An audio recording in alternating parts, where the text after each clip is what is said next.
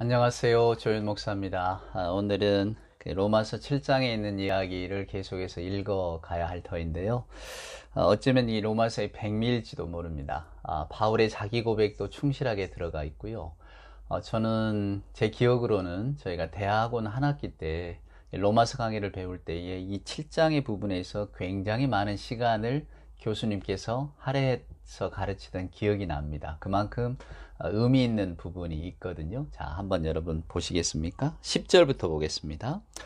생명에 이르게 할 그 계명이 내게 대하여 도리어 사망에 이르게 하는 것이 되었도다. 죄가 기회를 타서 계명으로 말미암아 나를 속이고 그것으로 나를 죽였는지라. 이로 보건대 율법은 거룩하고 계명도 거룩하고 의로우며 선하도다. 그런즉 선한 것이 내게 사망이 되었느냐? 그럴 수 없느니라. 오직 죄가 죄로 드러나기 위하여 선한 그것으로 말미암아 나를 죽게 만들었으니 이는 계명으로 말미암아 죄로 심히 죄되게 하려 함이라. 여러분 알쏭달쏭 하시죠? 그게 그거 같죠? 오늘 바울의 이야기가 이렇습니다. 율법은 선한 것인데 그 선한 것이 어떻게 나를 사망에 이르게 했는가? 바울이 지금 그 이야기를 하고 있었잖아요. 우리가 율법 때문에 우리는 죄도 알게 되고 우리가 죽게 되었다고. 이제는 율법에 대해서 죽은 자가 되었으니 우리가 살았다. 그럼 율법이 우리를 죽게 만드는 나쁜 것이냐? 바울은 이렇게 반문할까봐 지금 말합니다. 아니다, 율법은 선한 거다. 그러나 오늘 우리가 읽은 말씀처럼 죄가 기회를 타서 그 계명으로 말미암아 나를 속이고 나를 죽였다. 자, 무슨 의미일까요? 잘 들어보세요. 저는 도스토옙스키의 까라마초브 형제들을 참 좋아합니다. 도스토옙스키 모든 작품을 좋아하고, 특별히 그 시대의 러시아의 유명한 작가 레프 톨스토이, 이 두 사람의 영향력이 20대에는 굉장히 강렬했다고 볼 수 있죠. 두 사람 다 물론 기독교적 어떤 배경을 다 가지고 있었고요. 그래서 더 깊이 다가왔는지 모릅니다. 그분들의 소설을 읽어보면 분명히 기독교 신앙에 대한 이야기를 하고 있는데, 이야기 내용은 특별히 까라마조프 형제들 같은 경우에는 치정, 살인, 미스테리 성격도 다 들어가 있고요. 어마어마합니다. 형제 간의 갈등, 부자 아버지와 아들과의 갈등. 이 재미가 없을 수가 없어요. 읽어보면. 물론 이야기가 길고 또 심리 묘사가 기니까 여러분 어쩌실지 한번 꼭 한번 읽어보세요. 자, 이 까라마조프 형제들에 보면 주인공이 세 형제입니다. 아버지하고, 표도르라고는 아버지하고 드미트리, 이반, 알로샤 세 이제 아들인데요. 재미있어요. 이 세 아들이 전부 우리들의 모습을 다 갖고 있는 겁니다. 각각 다른 게 아니에요. 그러니까 소설이 위대한가 봐. 그러니까 분명히 세 아들의 성격이 다릅니다. 큰 아들은 완전히 욕정적인, 욕망 덩어리예요. 자기 원하는 대로 다 해요. 둘째 아들은 아주 냉철하고 시니컬한 철학자 스타일입니다. 세상을 그냥 냉소적으로 바라보는 거죠. 막내 알로샤는 또 착하기 이를 데가 없어요. 정말로 선한 영혼이에요. 그래서 그는 수도사가 됩니다. 신앙인이 되는 거죠. 그러니까 욕망밖에 모르는 사람, 또 냉철하고 하나님 없는 세상을 꿈꾸는 냉혹한 철학자, 인간이 이성만이 모든 것을 다 이렇게 이룰 수 있다고 하는 사람, 또 알로샤는 세상의 착한 영혼. 근데 여러분 이 세 사람을 보면요, 이게 각각 다른 인물들이 아니에요. 결국 우리 안에 있는 각각의 인물들입니다. 왜 하덕규라고 하는 분이 불렀던 노래 가시나무, 내 속엔 내가 너무도 많아, 여러분 좋아하시잖아요. 기가 막힌 노래예요. 우리 안에는 우리가 그렇게 많습니다.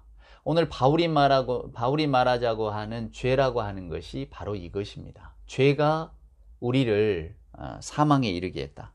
율법은 거룩하고 계명도 거룩하고 의로우며 선한데 죄가 기회를 타서 계명으로 말하며 나를 속였다. 여러분 무엇입니까? 바울은 율법의 본질과 인간의 자기 집중을 하나로 보았어요.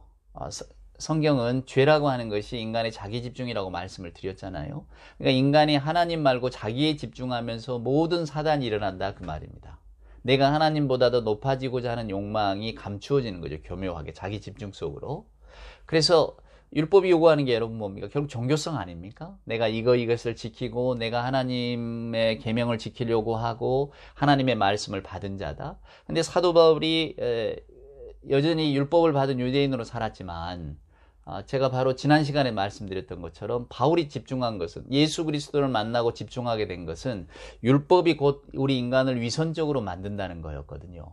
여기 위선이라고 하는 게 뭡니까? 하나님 앞에서 자기를 포장하는 겁니다. 율법은 종교적으로 세련된 인간이 되는 길을 보여주어요. 그러니까 율법 아래 사는 사람이 갖는 마음은 뭐냐면, 왜 어려서, 지금도 마찬가지입니다만은, 어려울 때나 성인이 될 때나 만약에 저나 여러분이 모범생이었다면, 모범생이 가지고 있는 자부심이 있잖아요. 나는 선생님 말씀 잘 들어, 법도 잘 지켜, 학교에서 공부도 잘했어, 이런 게 있단 말입니다. 그러니까 스스로 갖는 자부심이 있는 거예요. 세련된 인간이 된 거죠. 다른 사람에 비해서 나는 규칙을 잘 지켰고, 질서도 잘 따랐고, 학창시절에 열심히 공부했고, 그래서 나만 하면 괜찮아. 근데 바울은 이 신앙과 율법을 위선으로 보았어요. 무슨 이야기인가? 자기도 그런 삶을 살았잖아요. 자기가 율법 아래 살려다 보니까 결국은 내가 어떻게 됐느냐? 나를 포장하는 사람이 됐다 그 말입니다. 계명을 지키면서, 계명을 통해서 우리는 하나님 앞에서 더 순수하고 더 하나님 앞에 엎드리는 인간이 되느냐면 그게 아니고, 계명을 통해서 우리는 스스로를 세우려고 하기 때문에 우리가 어떻게 됩니까? 우리는 순전한 마음을 갖지 못하는 거예요. 여러분 가운데도 그래도 내가 예수 믿는 사람인데 다른 사람보단 낫지, 혹여나 이런 마음이 있으십니까? 저들은 다 결국은 아무리 세상에 잘 살아봐도 결국은 지옥 갈 것들이지 나는 예수를 알고 하나님 안에 살아가는데. 혹시 이런 종교적인 자부심을 갖고 계십니까? 여러분, 바울은 이것을 들여다보기 시작하는 겁니다. 자, 우리가 율법 아래 그럼 온전한 삶을 사는가? 살지도 못해. 하지만 율법을 가지고 있다는 것 때문에 우리 스스로가 남들보다 더 거룩한 것처럼 여긴다 그 말입니다. 여러분, 죄는 인격적인 실체입니다. 여기서 인격적 실체라는 게 뭐냐면, 제가 무슨 인간의 형태를 하고 우리에게 다가온다는 게 아니라 우리 스스로를 통해서 죄가 일을 한다는 거예요. 우리의 인격을 힘입고 일을 한다는 겁니다. 죄가 기회를 타서 계명으로 말미암아 나를 속이고 그것으로 나를 죽였다. 우리를 종교적으로 세련된 인간으로 만든다는 겁니다. 종교적인 경건성, 또 세상의 어떤 학문이라든가 예술적 교양, 정치, 이 모든 게 여러분 뭘로 가는 길입니까? 인간에게 집중하는 거예요. 우리가 요즘 시절을 살면서 그래도 우리가 옛날보다 낫지, 깨어있는 우리들의 어떤 그 사고방식, 정말 우리들의 시민의식, 또 우리가 정말 좀 더 나은 사회를 만들고자 하는 것 때문에 분명히 옛날보다는 더 나은 세상이 됐다 그 말입니다. 그러면서 우리 안에는 우리가 유토피아, 결국 유토피아란 말 뜻이 아무데도 없다는 뜻인데, 그러나 우리는 아무데도 없는 세계, 모두가 다 행복하고 모두가 다 존중받는 세계를 만들어야지, 이런 어떤 정치적인 모토를 가지고 살아가잖아요. 누구나 다 원하는 세상 아닙니까? 근데 과연 그런 세상을 만들 수 있을까? 우리는 만들 수 있을 것처럼 여기지만 인간의 이기적인 마음, 반항적이고 또 우리 스스로에 집중하는 마음들은 결국은 말은 그럴듯하게 하지만 내 욕심을 기반으로 깔고 이것을 덮으려고 하는데 급급할 것입니다. 바울은 계명이 이런 역할을 한다고 봤어요. 놀랍죠, 여러분? 계명은 하나님께로 이끄는 선한 마음인 줄 알았더니 그게 아니고 계명이야말로 오히려 우리를 그런 쪽으로 이끌어가 버립니다. 이것이 죄의 역할입니다. 말하는 거예요.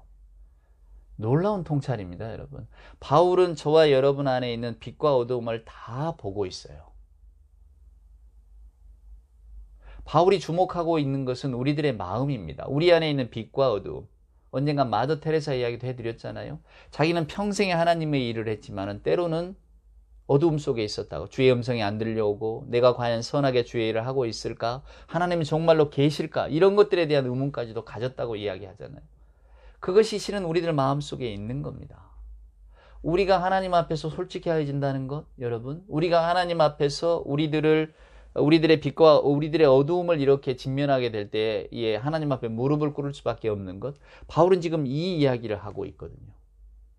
여러분, 요한복음 8장을 한번 떠올려 보세요. 가늠한 여인이 옵니다. 사람들은 다 이 여자에 집중해요. 이 여자를 버려야 된다고, 이 나쁜 여자라고, 간음은 하나님도 금하는 것인데 하고 있다고, 이 나쁘다고, 돌로 쳐야 된다고, 이렇게 이야기하잖아요. 그들이 틀린 말 하는 거 아닙니다. 그들은 율법을 그 여자에게 갖다 댔을 뿐이에요. 율법을 어겼으니 마땅히 벌을 받아야지. 그들이 뭐 잘못입니까? 근데 예수님은 이 여자에게 집중하는 게 아니라 둘러싸고 있는 사람들에게 집중합니다. 죄 없는 자가 돌로 치라고. 우리가 그런 겁니다. 우리는 작은 우리들의 마음속에 있는 죄는 다 감춰버려요. 그리고 그 감춤의 도구로 뭘 쓰느냐면 율법을 갖다 대는 겁니다. 간음 많은 여자 벌 줘야지. 그러나 그 장면을 보면 간음 혼자 합니까? 남자가 있어야 되는데 남자는 없잖아요.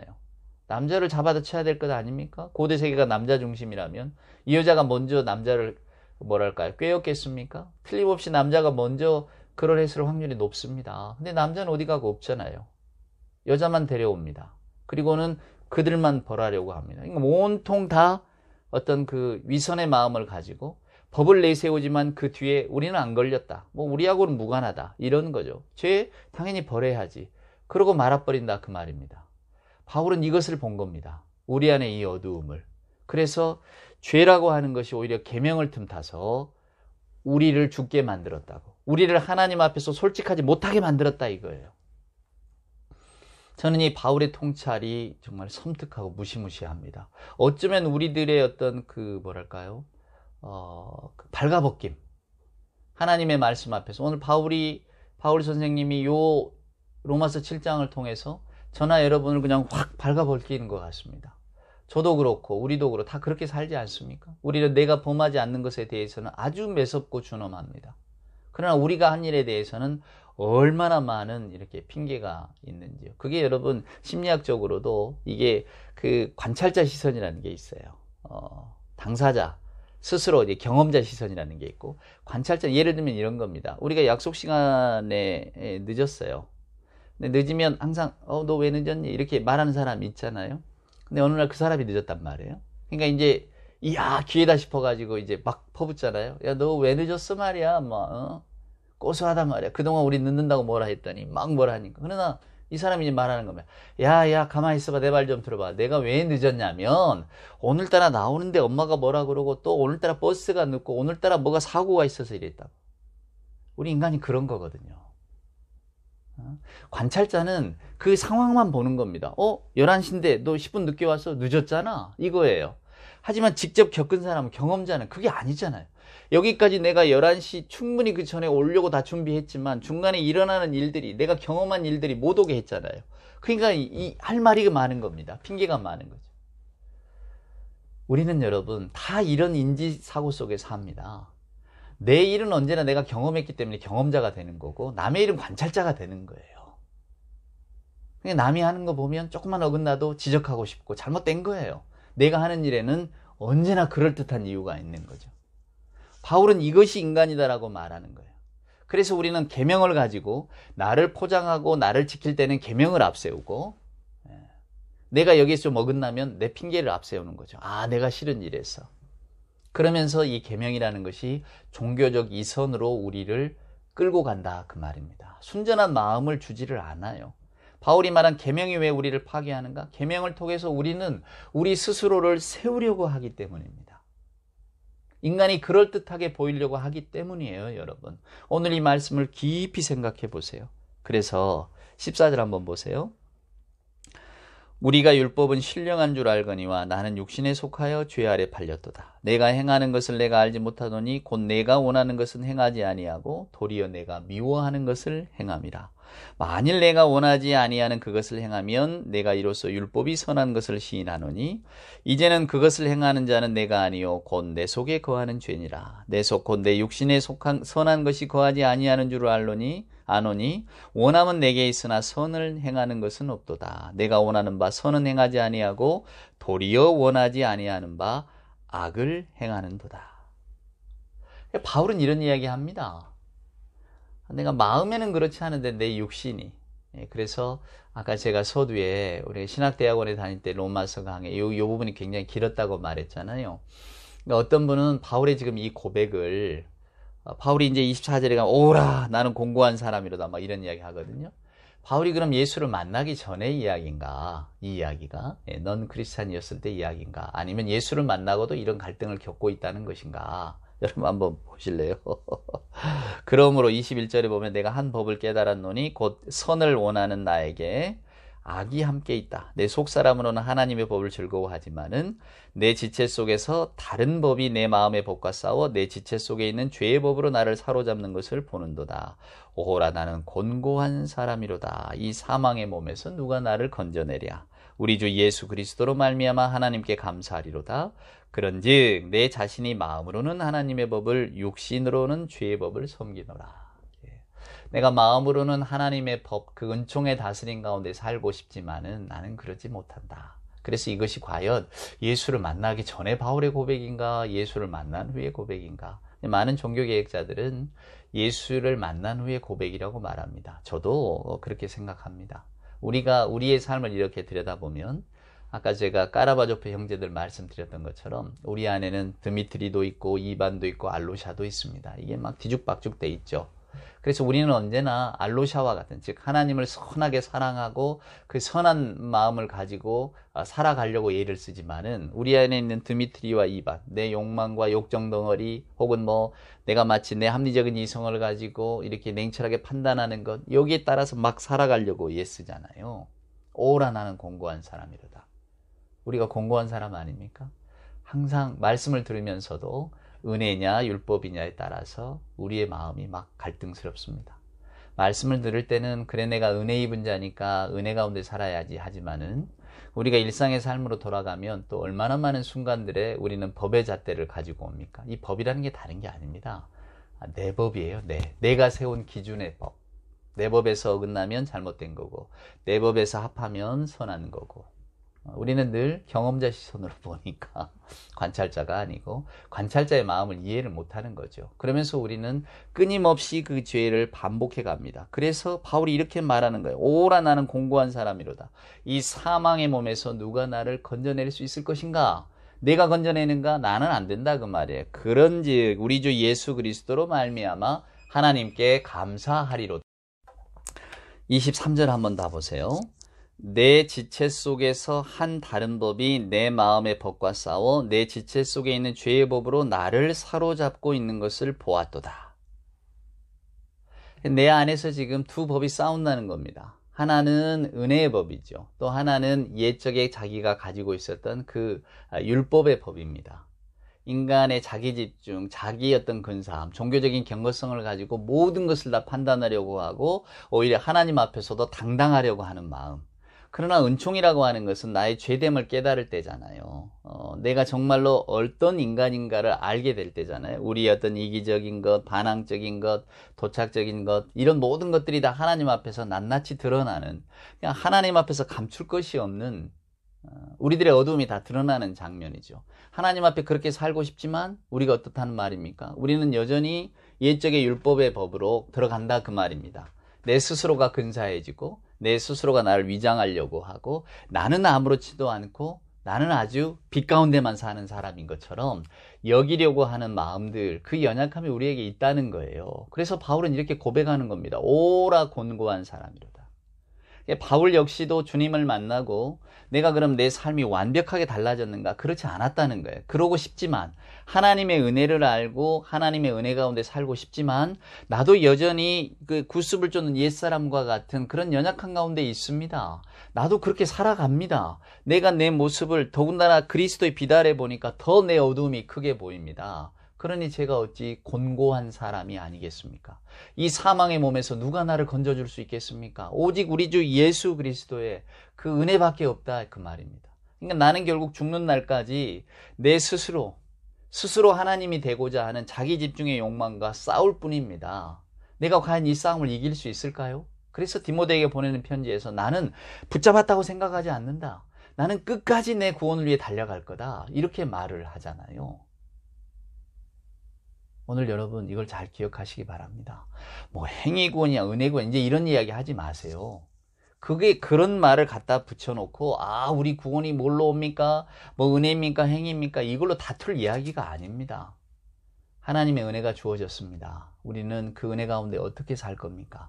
여전히 우리 스스로를 크다 생각하고 사시겠습니까?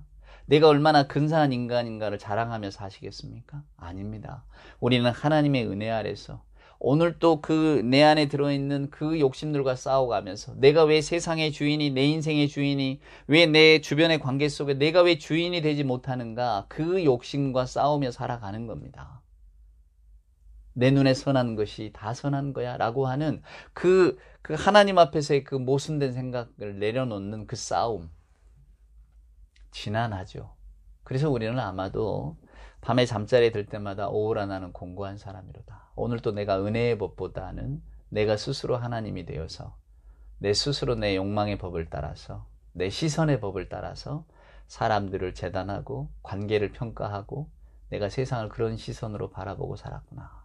그것을 또 후회하면서 깊은 탄식 속에 또 밤잠을 설치면서 그럼에도 불구하고 또 아침 해가 뜨면 언제 그랬냐는 듯 하나님의 은혜의 법보다는 내 중심의 법으로 또 살아가는 게 우리의 모습 아니겠습니까? 호라, 나는 곤고한 사람이로다. 바울의 이 탄식은 아마도 저와 여러분이 하나님의 부르심을 받을 때까지 가지고 가야 되는 그런 연약함 아닐까요? 그래서 우리에게는 그리스도가 필요합니다. 오늘 이 말씀 속에서 우리가 하나님 앞에 솔직하다는 것, 또 진정 하나님의 은혜 아래 살아간다는 것이 무엇인가를 한 번쯤 깊이 있게 생각하는 우리가 되어졌으면 좋겠습니다. 다음 시간에 8장에 이어지는 말씀으로 여러분을 찾아뵙겠습니다. 오늘 하루도 주 안에서 평안하시기를 소원합니다.